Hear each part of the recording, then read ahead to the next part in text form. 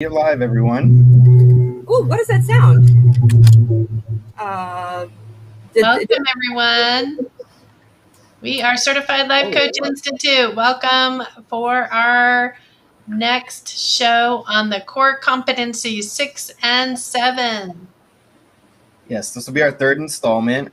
We will cap off the series next week. We're excited to go ahead and get started with this week's. If you guys are kind of unaware of what we're doing exactly, you can go ahead and be sure to check out our last two streams. It'll explain exactly what we're doing and kind of detail we want to hop in today. But before we do, can we give Kyle a second to introduce himself? Yeah, who's this guy? Who's this guy sitting here? Okay. With us? I'm Kyle. I have been with CLCI for a few months now. I've gone through my level 2 training course, and I'm happy to be here. What do you do, Kyle, at CLCI? I am a technical director, and so I help admin the shows that are going on, and I help steer the ship so teachers and facilitators can give their A game to the students and participants. I like that you called it a show. Classes. And it's our A game. And it's, what'd you say? He also called us the A game. Oh, yes. Everyone on their A game. Here, we're so excited. Got to make sure teachers keep their composures. We were all in class today, so it's been a long day for us. It's been fun, though. So should we just dive right in, shall we? Let's dive. Let's get right to it. So we are talking today about the communicating effectively leg portion of the ICF Core Competencies. And our first one is number 6, listens actively. The definition of that would be focuses on what the client is and is not saying to fully understand what is being communicated in the context of the client's systems and to support the client's self-expression. And we'll just go into the points like we always do. Number 1 point is considers the client's context, identity, environment, experiences, values, and beliefs to enhance understanding of what the client is communicating. I'll do number 2, reflects or summarizes. Do we want to talk about the point? We're going through them all. Okay. Yeah. It's not like last week where we're rushing to get them all done. We got only two this week, not 3. So considers the client's context, identity. We kind of touched on this. They really like to drive their points home. But the thing is, let's take what this is in this context, right? So last week was in the context of co-creating the relationship. So that's what that was about. This is in the context of communicating effectively. So the other was about creating a relationship. This is about how we're going to communicate with the client, right? So in the context of communicating with the client effectively and listening actively, more specifically, considers the client's context, environment, experiences, values, and beliefs to enhance understanding of what the client is communicating. I think it's listening to the whole person, not just a problem of what they're saying. So listening for what's present, listening for what's not present, or the blind spots, and opening the dialogue in that place. I think it's also not, I think the word considers might be a little ambiguous, but I think it's being curious about all of those aspects too, being curious about the context of what the client is sharing with you, being curious about the identity that the client holds, being curious about the environment of whatever it is they're working on and their experiences, and being able to ask those questions so that you as a coach can get a bigger, broader picture and be listening to know that whole client experience and really be able to navigate what questions to ask and help navigate them in this space of their environment, their context, their identity, etc. You guys have thoughts? Would an example of this, I guess in relationship coaching, Lisa, be a person's sort of love language? How they learn to communicate affection and how they would like to receive it, and uncovering that and asking questions to identify what it is that they're trying to communicate to their partners. For that moment, yes, a lot of the times the love language can shift, but in the present of, if I know what my love language, if I am physical touch, then I'm going to ask from my partner that physical touch piece and be able to communicate clearly on what my needs are in that place. oftentimes in relationships, people will assume that you should know what my love language is. But this is going to talk about, let's have a discussion, let's have a clarity on what it is, my thoughts, what are my feelings, where do I want to go with this. And so that clearly is going to discuss the curiosity of who I am and where I am in that moment if I were a client. I think I think with this too, it's also you're getting that if you, in couples coaching too, you're getting the whole, you're considering each one's individual experiences and I think trying to bridge the gap between the two. Yeah. Maybe ask, clarifying questions about a person's context, identity, and all that other good stuff. If you don't know, if there's some sort of misunderstanding going, ask, is there an experience that you had that, led you to this belief, or is this related to a value that you hold, something of that nature? Or why is this, sometimes the why of it isn't as important Yeah. as what is in this moment. So for me, I'm going to stick with, looking who I am and what's important. If I'm the client or if I'm working with clients, I'm going to find out what's important to them. Mm-hmm. Not necessarily the whys of it, because that could tap into the history of who they are and why they are, which is not what we're doing as coaching. However, sometimes it provides context for the partner to have a clarity. So it's going to depend. It's not a cookie cutter answer, but we're doing coaching, which is here and now, and that moving forward concept. So staying in present tense is going to be helpful. I think we can move to the second one, and I think that because I think this will sort of as we go through these, I think it'll help to build this out as well. So the second one is reflects or summarizes what the clients communicated to ensure clarity and understanding, and that's that mirroring component, and that's an important part of communicating effectively is using their words back at them, essentially to them, so that then they can hear it being said to them, because sometimes it's a whole different experience by virtue of doing that. And it also expresses that you have heard them as well, right? Yeah. So we don't have to use every single word that they've said. It can be a brief summarization of it. Mm-hmm. And it's a good example of like active listening, and it's helpful for the coach because it keeps them thinking about what the client is saying in the moment, because it seems that coaches tend to have a problem about thinking about, what should I ask next, or what should I be saying next to respond, and then you might end up, glossing over or just not paying attention. This really helps you hone in on the core of what a client is saying to be able to reflect it back to them or put it in to different words, but still keeping the same information. Not too different, though. I mean, you definitely want to stay more with their vocabulary usage. So I think staying in line with using their exact vocabulary really develops rapport, because like we mentioned, it's you coming to the realization that they are listening to what you're saying, and they're not just trying to gather some information and based off of that creating assumptions. They are mirroring exactly what you have spoken to them. And again, it's a really good way to display that you're actively listening and there with them, and again, just developing that rapport that is so necessary and so critical.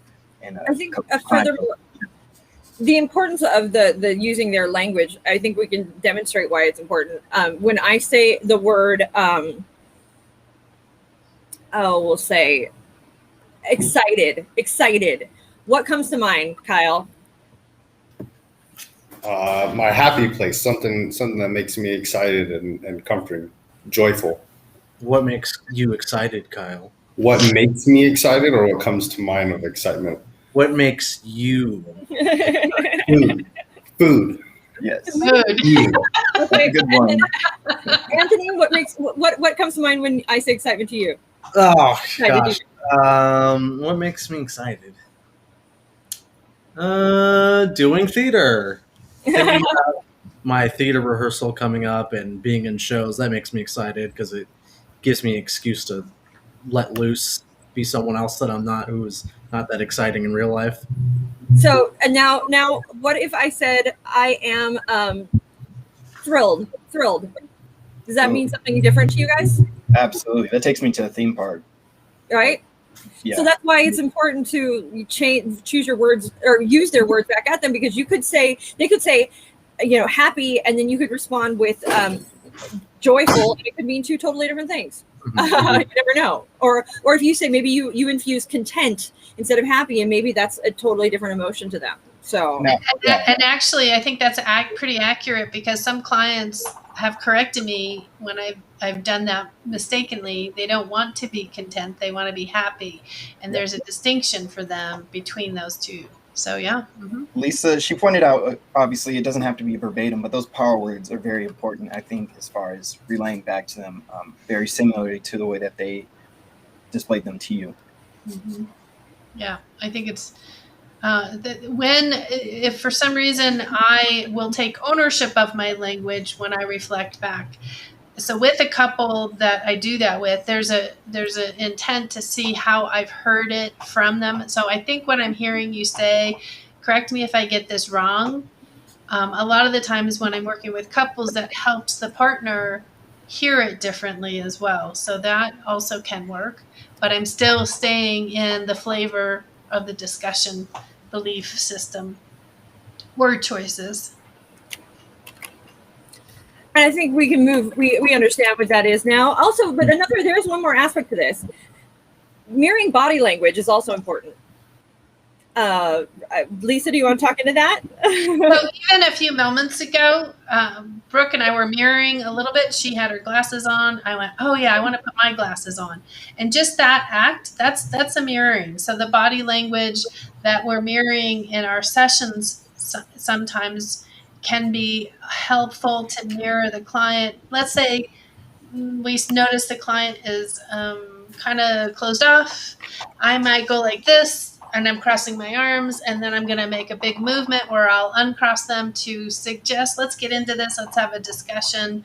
So that mirroring body language is trying to open it up. Or we'll cross our legs in the same place. That's a good indication that we're in rapport, following each other's, and mirroring with those mirror neurons each other's language is a good rapport builder as well. Would you cry with a client to encourage or mirror with them? So I'm not going to cry. Like if they're have full on tears and you can tell that, I'm not going to get into that state. I will have some connection to it, and there may be a tear kind of thing, just because I'm right there with them and in compassion and empathy with the process that they're going to. But no, I'm not going to cry with them. There's a distinct place that I be and stay, and that they are, and that's their job, not for me to infiltrate that moment.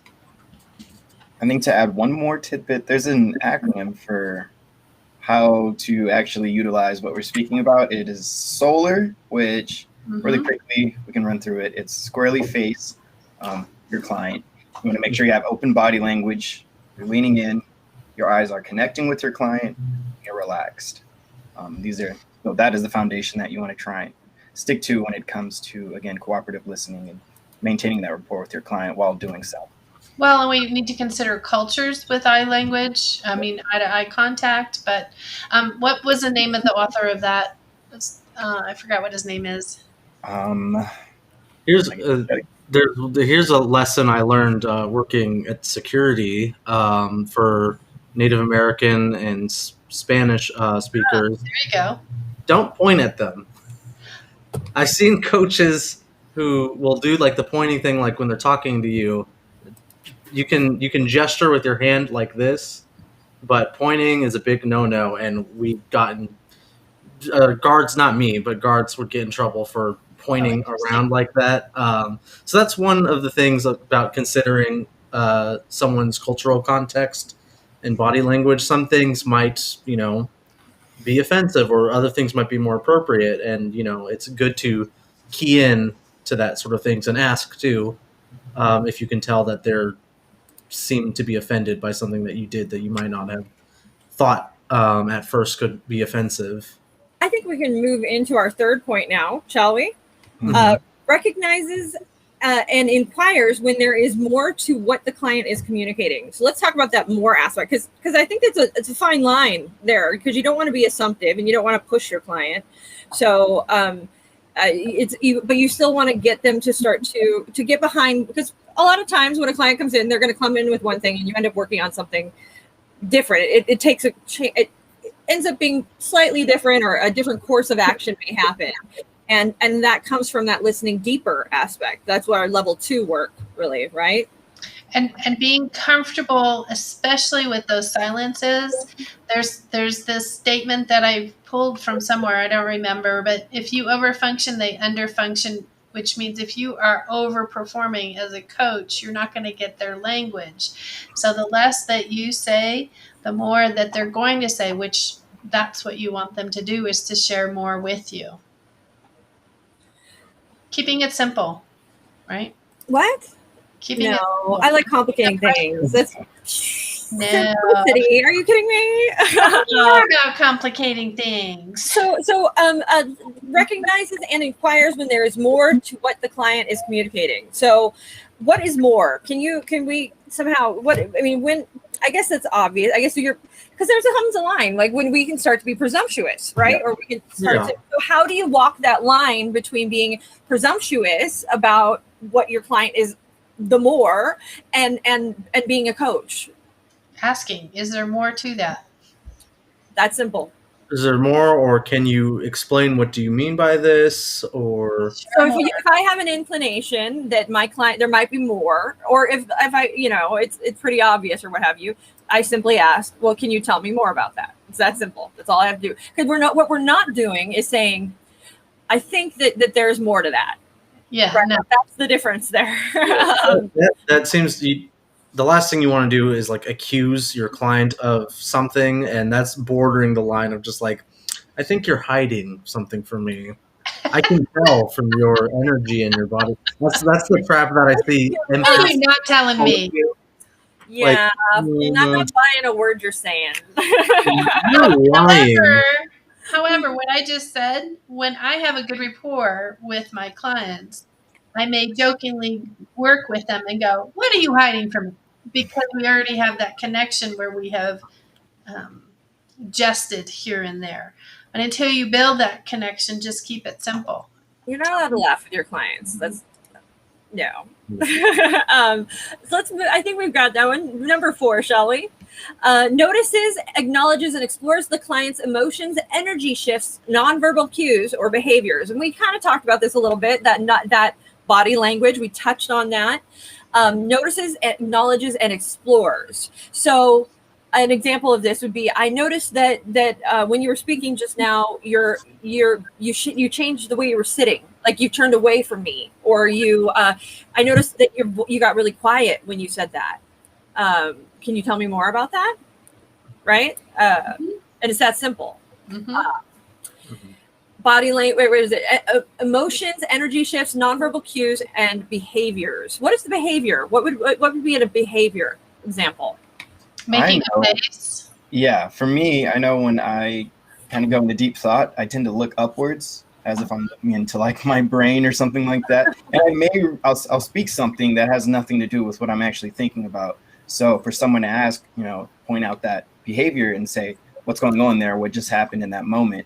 That gives me an opportunity to kind of think back to what I was realizing in that moment and to verbalize that to whoever my coach may be in that instance. Mm-hmm. Or maybe if you have a client who's like always kind of fidgety and can't really sit in one place, and then when you get them talking about a certain subject, they kind of relax, take it easy, they're not so distracted, like they're focused, and you can notice those kind of like behavioral shifts, or vice versa.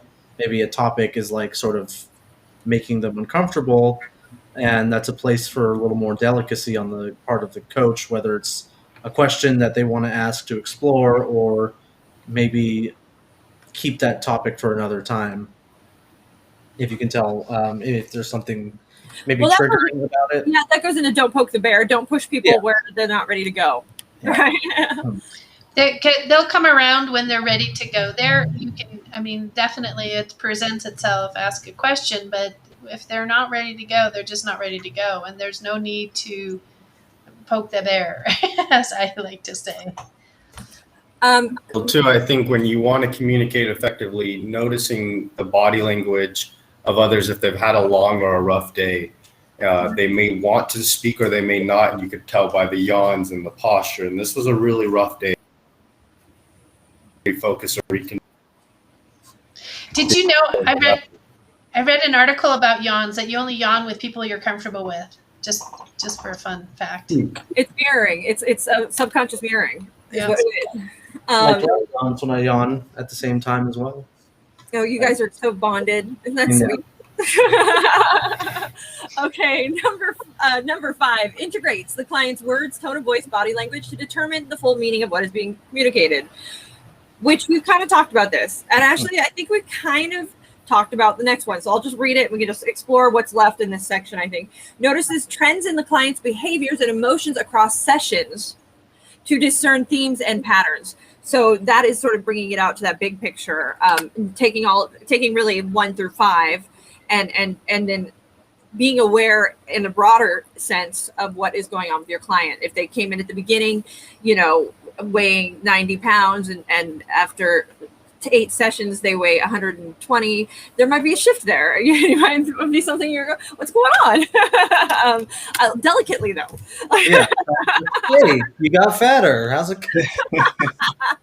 Oh my goodness. Don't do that. Also recognizing, and I think most people intuitively know this, but I've seen some people who may have trouble with this. It's not just the surface of what's being said is what's being said. It's the whole body of body language, tone of voice, and how humans just communicate in general to get that meaning. It's being aware that it's not the 20 question game. Is that you as the coach, you're having patience, you're focusing in on what they're saying, you're reflecting it back, and it just all comes full circle through all of these 1 through 6 concepts that we're sharing. I asked 21 questions, not 20, so it's different and it's more interesting. Odd numbers, So, is there anything we have yet to explore in the listens actively realm?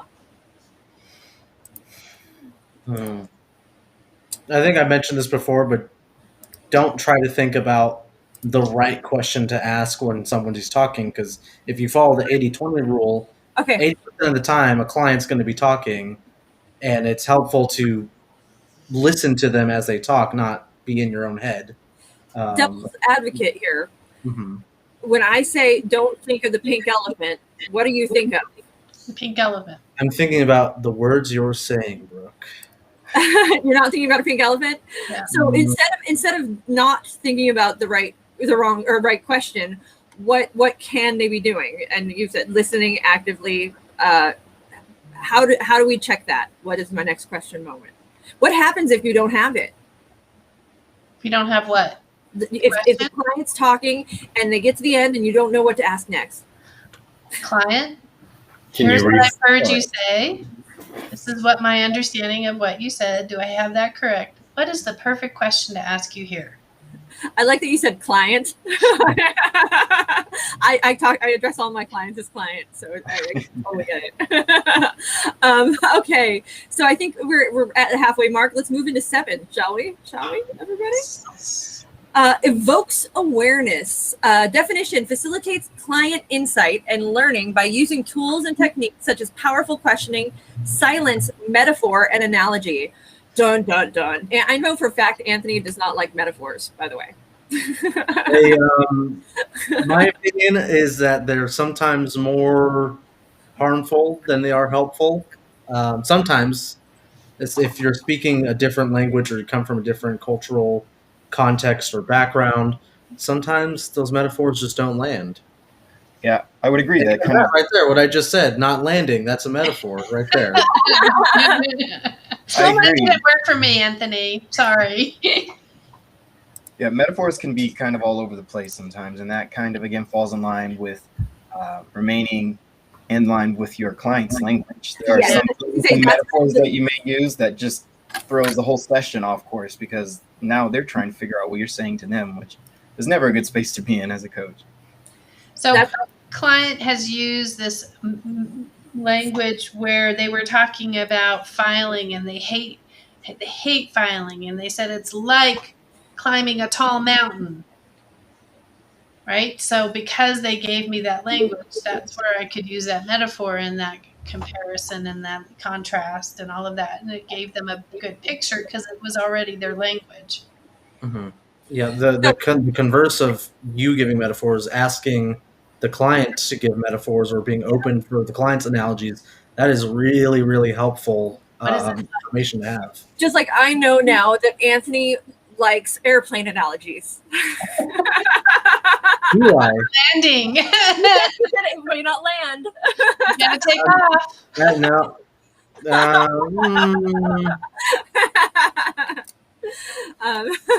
I don't know if that's.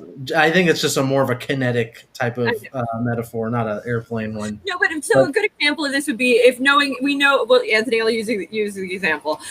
We know that Anthony likes theater, right? So I might be able to say use an analogy within the bounds of theater and being an actor, and working with a director or taking direction, something along those lines, and apply it to something that we're working on, knowing that he has that experience and would understand what I'm saying in that metaphor. And that's a perfect example there, Brooke. Good job, because part of a session is not always staying on task, because you find out those kinds of things, what the person you're working with does. If they're a contractor, you can use contracting metaphors. So sometimes releasing that I call valve in a session and finding out some fun details can play a huge benefit in that. I think Core Competency 7 is a good space to flex your intuition. I do believe that I definitely have heard this question a few times throughout our course, where a student will come in and ask, well, if we're just asking questions, then what's the point of myself being here with all these years of experience behind me? What is the purpose of all those years of experience being behind me and not me being able to utilize those? And I think this space is a great space to go ahead and do so. Again, making sure you're not overwhelming your client with what you're bringing to the table, but bringing just bits and pieces of what you have learned throughout the course of your life, and using that as a coach. This is a good space to go ahead and do that there. So that's a good lead into number 1. Considers client experience when deciding what might be most useful. So Brooke's metaphor of using theater and direction and acting, she knows my experience, and that was the most useful one. And now I'm more open to evoking my awareness because of Brooke. Doing my job. That's right. So I think we sort of covered those points now, right? I feel like we did inadvertently. So vertently, I don't know if that's a word, but number 3, ask questions about the client, such as their way of thinking. Number 2. Oh wait, no, well, challenges the client. Oh, challenges the client as a way to evoke awareness or insight. Ooh, that is. Let's talk about that one. Is that poking the bear? No. Because there's some boundaries that should probably be set at the start where you just don't cross, and there's your own boundaries, the client's boundaries. But if there's a limiting belief or block or something that in the client's mindset they say, no, I can't be this way because this is not the way things are for me, the coach could ask, okay, well, what if things were that way? Yeah, that is a challenge and an open-ended question that could have the client say, oh, well, I guess it could be this way. Or what if maybe I should try to consider things from a different sort of perspective. And it's not black and white thinking, it's encouraging that sort of gray area that we want our clients to be in. I think the word challenge can be a bit scary, but I mean, challenges can be fun, right? So keeping that in mind, also consider that a challenge doesn't necessarily have to be completed.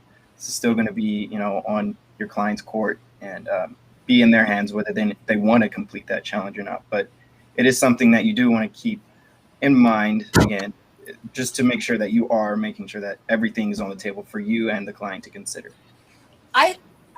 For me as a businesswoman, as somebody and who works with people, all of you fine folks here, the last thing I want on my team is somebody that's just going to agree with everything I say and just say yes to me all the time. I want somebody that's going to collaborate. In order to collaborate with somebody, a true collaboration is two people bringing their knowledge together to create something that is bigger and better as a result of the two working on it instead of working separately. So that can't happen if we aren't somehow collaborating, right? And now in a coach, we're not bringing our knowledge. We're not doing that. What we are doing is asking questions that will open that client up and make their world bigger. In order to make their world bigger, you may have to ask them questions that might challenge their way of thinking. And that's that moving them from black and white to gray to black and white again, right? We want to move them maybe out of these preconcepts that they're stuck in, these routines, these cycles, these things. It helps them, I should say, not move them, but to a broader way of looking at the world. Because they've told us that's what they want to do. It's not because we have said they need to think this way and they need to think that way. So while we're using some words that sound that way, it is all about what the client has told us that they wanted. And simply, what is the opposite of that is a great question, because they can have a mindset that's solid here, and then they think about what the opposite is. It doesn't necessarily mean the switch is on and the switch is off is opposite, but it's how their thought process works within that premise. So, like giving a good example of this, let's say, so a sort of example would be if you're working on a client with a client on a goal, right? They want to get to a certain particular place. They have yet to be able to figure out how to, or they for whatever reason are overwhelmed or something along those lines. And that's why they are coming to work with you in the first place. So they're coming to you for this space so that they can then start to work their way past and through things that they have not yet been able to do so. And in order to do that, they were going to have to challenge themselves. They're going to have to, but it's always led and guided by the client. We just ask the questions that might challenge what they've been thinking or the way they've been going about the process, essentially. Mm-hmm. I'm trying to think of like, let's say I wanted to get my microphone to work. And anybody, you guys can be a coach on this. Can't get my microphone to work. I've tried everything. I've tried everything to get my microphone to work. What do you guys say as a coach?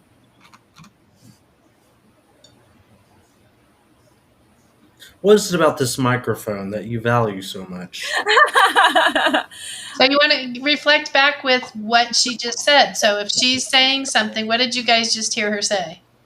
So you're saying that you can't get your microphone to work for you. I've done everything. You've done everything. Everything? You've done everything. Everything? And then the moment you say, have you done everything? Might go, well, not everything. I haven't gone to the website. I haven't asked somebody to help me with it. I haven't. And now look at that. My world has gone from I've tried everything to now I have these things that I can explore as opportunities and options. I see. So you lied to me. No, not quite. So I think that's a little more tangible sort of example of how you can challenge your client's way of thinking, but it's not like you're outright calling them out. You're simply mirroring to them what maybe their absolute thought processes are. And everything, did you try everything? And that's so a client shows you and tells you and talks to you. You've built rapport. You've got a lot of information with this client. And now they're telling you the perfect solution to a conundrum that they're going through. But everything in you says, this is not their solution. They got this answer somewhere. It's not something that feels like it's connecting with who the client is. Authentic too. Yeah. So how do you ask that client a question?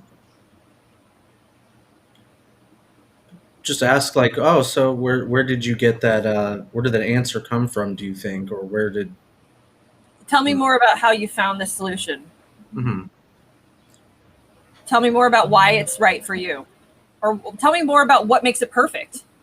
Yep, Brooks' question's not mine. Mine sound a little bit more accusational.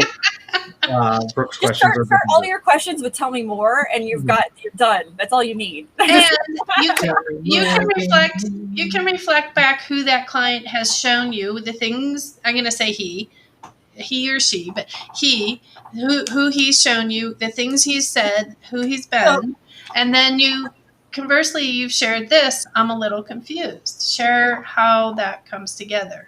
So like if I had said I hate the color blue, I hate it, and then my perfect solution is to wear a blue shirt the rest of my life, I'm gonna go, I don't know what this problem is for, but I'm gonna go, well, you told me though in previous sessions that you hate the color blue, so it just doesn't align for me, which is, I mean, obviously it's a completely absurd example, but it's sort of. Yeah, I'm noticing that you have a blue shirt on. Let's share more with that. Yeah, Jerome. I thought you abhorred that blue shirt, Jerome. It's actually gray, but I think it's a gray shirt, but it looks like a blue shirt from our perspective. Oh my goodness! Move into the next one. We've kind of been touching on this. Asks about questions about the client, such as their way of thinking, values, needs, wants, and beliefs. And what? I'm looking for the number. I think I missed number three. It almost feels like for this one too. This one applies like it should happen early, and I mean I can see how you would want both. It just sort of be a running theme. Ask questions about the client, such as their way of thinking, values, needs, and beliefs. Why is that important? Because you're getting the client's story, the language, the way that they have their patterns.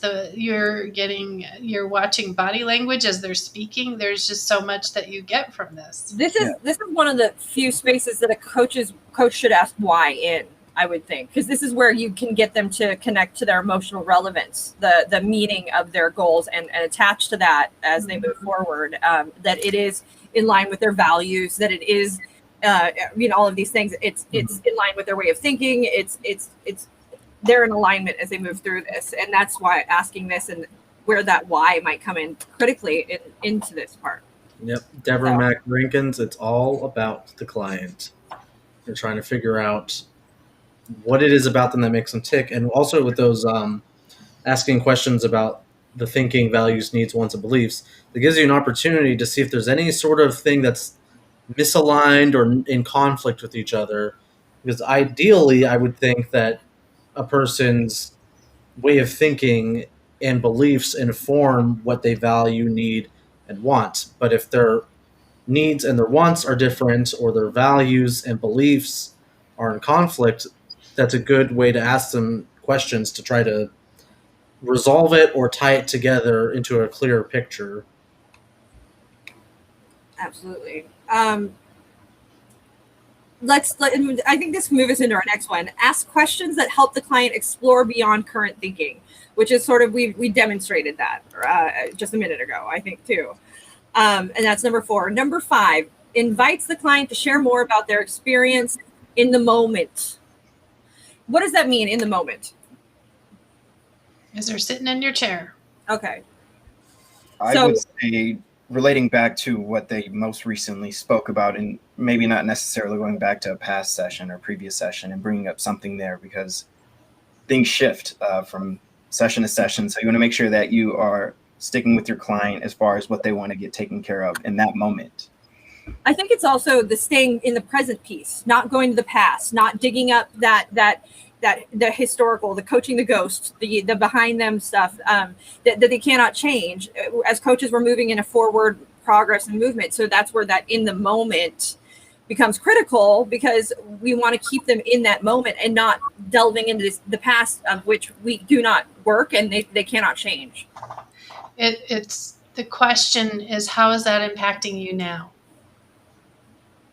Also, I would say avoiding the future as well, because it's easy for coaches to ask all these hypothetical questions like, oh, how would this make you feel if this were to happen, or how would you feel if you were to achieve these goals in the future? But you want to ask, how do you feel right now about discussing these goals? Like, what what are you thinking, or what are you going through currently as we're talking, me and you, Well, not whoever you are maybe in the future?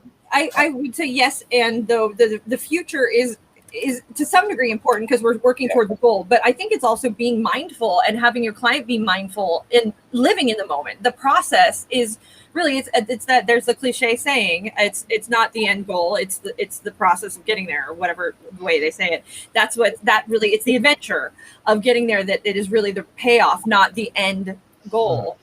And so keeping them in that space of we're working through it, but enjoy the process. I think is a great place to work from in this space as well.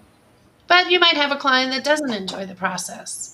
Well, screw them, they're out. They may be coming from a place where they don't like these shifts. They know they need to make the shifts. They want to make the shifts, but it's not a fun place for them necessarily.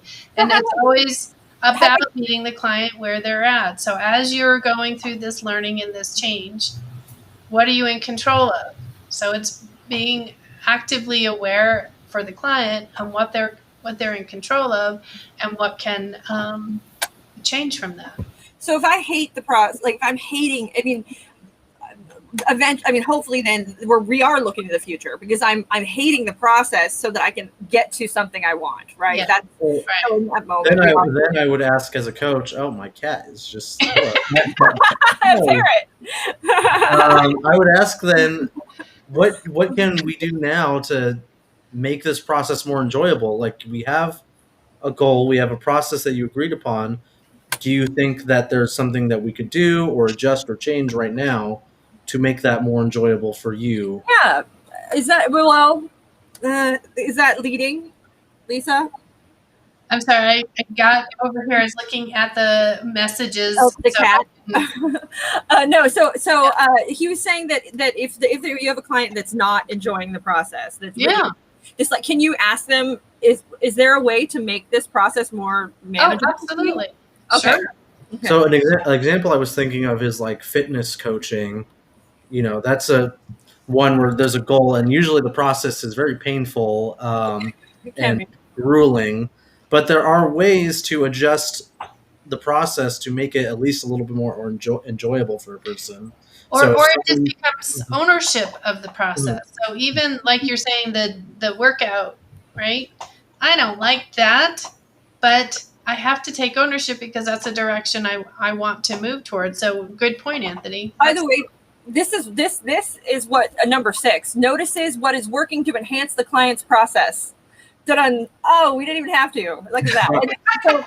And we only have a few minutes left, about 10 minutes left, and we've got a little bit of ground to cover. So I'm going to move us from that, since we talked number 7 into the 8th one. We're moving to the 8th. Oh, 8th. All right, go. Do you have it? I don't know if Kyle has them up. Kyle, you want to read 8? Sure. Number 8 is helps the client identify factors that influence current and future patterns of behavior, thinking, or emotion. So are these factors outside or inside of the client's control? Well, it's factors that influence current and future patterns of behavior, thinking, and emotion. So a tangible example, again, is if I'm in a situation where I know this person rubs me the wrong way. Like there's just something about that. I just cannot stand this human being. So I will know, helps the client identify factors. So I would then ask the client to to identify, okay, knowing that you hate this person, acknowledge this emotional reaction that you're having, and then hopefully by virtue of knowing this factor, what's causing it, where I can then go into that situation with more awareness. I would imagine that's sort of what this space is about, right? Yeah. As a coach, is it more important to identify a factor that shows a positive behavior, or more important to focus on the outside influence that hone on negative and to be aware? So it's all about what they're in control of. So that negative influence that is affecting them is, what are they in control of? What can they do? And I like to use the word boundary. What can they do to set a boundary for themselves in the environment that's impacting them right? So it's just taking that question. If we ran with Brooke's example, this person rubs her the wrong way. What are you in control of in that situation when you're in that space with that person? Well, I think too, to answer your question, what is more important, that is up to the client too. Mm-hmm. That the client will tell you which is more important in their space, the positive or the negative. And if you don't know, you ask, right? Mm-hmm. Allow them to determine which is more important. So if you hear a trigger or a outside factor, you can identify and say, hey, I'm hearing this come up. Do you want to focus on this, or do you want to acknowledge it, note it, and move on to something further? Or I'm hearing this. I'm hearing that you're having this emotional reaction. Tell me more about that. Do you want to explore that further? Is this an obstacle? Or, that's feeding them, though. We can't say that. Yeah. And I probably wouldn't say an emotional reaction. I would ask them how they're feeling and what they want to do in this place that would best serve them. That was my analytical brain kicking in. I see you are having emotions now. What do I do with this? I think, helps the client behavior, thinking, and emotion. So I think so behavior could be an interesting one to could be a sensitive subject. But let's move on to the next one. Invites the clients to generate ideas about how they can move forward and what they are willing or able to do. That word invite, so important. Not help the client generate ideas, but invites the client to do so for themselves. Yeah. Nice. I think that's pretty clear. I don't even think that needs to be discussed, because that's what that's the biggest role of a coach, is getting the client to design the direction they want to work towards. Absolutely. And another thing, this goes for 8 and 9, it's on the clients to do this work, not yourself. It might be very clear to you what factors and ideas that would be helpful for this person, but they need to do the work to figure this out for themselves. This is like the video I think you guys show in level 1 or level 2 where the nail is sticking out of the forehead. Yeah. It's not helpful to... Don't give it away! No, it's supposed to invoke curiosity to get people to buy the classes. But it's on the client to do this, even if it may seem like the most obvious thing in the world, as the coach to do this, because otherwise you're taking credit for giving advice and you're not sort of letting the client have that win. Don't work harder than your client as well. Yeah. I mean, don't come out of a session sweating unless it's Southern California and it's sweating. You better both be equally sweating when you walk out of that session. I don't care if one of you has some weird hormonal disorder that causes you to sweat more. You get mirroring and sweat the same amount. So I think we have kind of talked about this in one of the other competencies that we've had before, where the client is the one that definitely should be doing the work, the heavy lifting. We're there to help spotlight things with them, to expand their thoughts, to broaden the direction, because that's what they've told us they want. So all of that kind of plays in all of the competencies we've already covered as well. So indeed. I want to tackle number 10 because we have a few minutes left. I think number 10 might be a little hefty, but maybe not. Supports the client in reframing perspectives. Explain.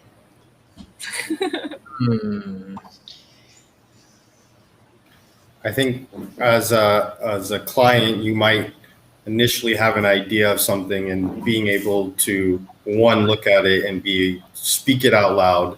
And then after, as a coach, you hear the idea, being mindful of other perspectives or scenarios that could have occurred to control a situation. There might be a very narrow frame. And as a coach, you should try to encourage other perspectives to help reframe your thought process and maybe approach to a solution, if that is your goal. I think forgiveness that's right there. That's forgiveness, is being able to see other people's perspectives and understanding it so that you can move through that. I want to take this to a negative place really quick because that's how I roll. So also, your client might hit bumps in the road, right? Your client might have obstacles and want to give up. And reframing a perspective in that moment could be something that is very beneficial or critical to your client's progress towards their goal. In a space they might otherwise have given up on, that you can reframe so that they keep in motion and don't quit, right? Mm-hmm. Do you think we have time for an example? Oh, I feel like we don't. No, you can't. Well, Okay. So we're in charge here. I'm the client. Oh gosh, my friend doesn't spend any time with me. They absolutely hate me. I just know it. Is there a question that you could ask as a coach that might help me reframe that perspective? Could there be other reasons why this person's not spending time with you? Can you tell me more what your friend is doing? Now, if this were a real world example, I could expound, but yes, that's a great way for me to maybe your friend. I may. What did he say? Maybe your friend does hate you. But it's so easy to get caught up in tunnel vision sometimes, and that's, again, this is kind of what we're speaking about, helping your client, inviting them to understand that not everything is the way that you seem, or that it seems to be. Especially if you realize the client hasn't been considering perspectives in different areas that, as we talked about plenty of times before, there is no black and white. There's always that. Yeah, we have an amazing live on this that we talk about black and white thinking and gray thinking and moving through that space. And if you haven't already watched it, you should. Shameless plug. We have one more point left. One more point left, by the way. Shall we tackle it? Shares observations, insights, and feelings without attachment that have the potential client to create new learning for the client. Wait, hold on. Am I reading that completely incorrectly? Shares observations, insights, and feelings without attachment that have the potential to create new learning for the client. I did it, guys. Mm-hmm. So explain. So one of the things that you could be doing in the questioning with the client is reflecting back and asking them simply, what are you hearing in this reflection? And that can give them that opportunity to get a new insight based on hearing it from a different angle. We have, again, in level 2, we have a different behavior that we are sharing with you that also elicits this concept to open up that transition of different perspectives in that process. So there's lots of different things you can be doing.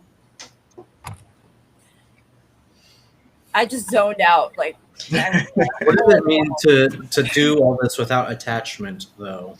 Yes, that is right. So that's the. You don't need to be right. That's the caveat. It's attached and to outcomes. You don't have to. Yeah. You don't have to be like, my client has to have a breakthrough every session. My client's going to reach her goals in three sessions, not 12 like everybody else. Like, you release that attachment. Just let it happen.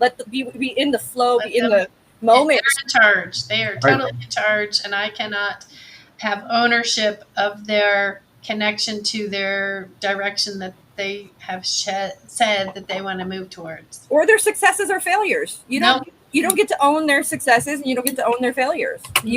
When they come in and say, I did it, thank you so much, I did it, or this is all because of you, it was because of working with you. As a coach, you say, no, this was you that did this, you did the work. That's all. I ask questions. Maybe the time that is appropriate is if you got any of those testimonials I could use. Yes, right. Would you be willing to give me a testimonial? Thank you for marketing. Yes, very important. But in that moment, you're going to tell them, no, this is you. This is you. Get all the credit here. This is all you're doing. This is all I did was ask questions and congratulate them and turn that back on them. Give that back, that success, that celebration back to them as well. You can go celebrate and take all the credit to your friends elsewhere. Mm-hmm. I think that wraps up our 2. Any final thoughts on communicating effectively, guys? I'm not listening to any of you. Yes, I'm What? not hearing you. I'm just thinking about the next thing I'm saying. I got things to do. So if you enjoyed the feed, guys, please check out Certified Life Coach Institute. Also check out our other lives and videos like the Black and Gray Thinking Live that we did not too long ago. You can find those on our Facebook page, on our YouTube, or on our website. They're in all three places. It's kind of amazing. Thank you, Deborah Mack, for watching. You are awesome, and thank you for the support. And to everybody out there, make sure you check out Certified Life Coach Institute. It's been a pleasure, and we'll do this every Tuesday at 4, guys. Every Tuesday at 4.